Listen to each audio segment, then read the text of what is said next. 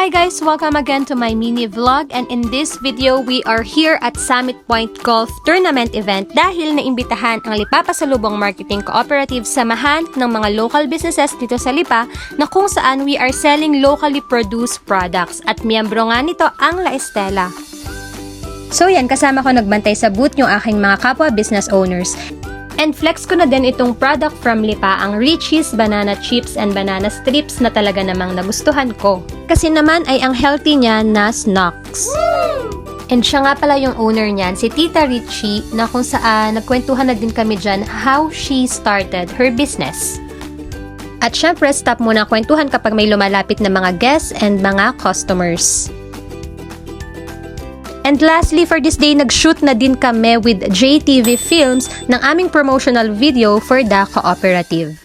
So yun lang naman for this day. Please like our Lipa Pasalubong Marketing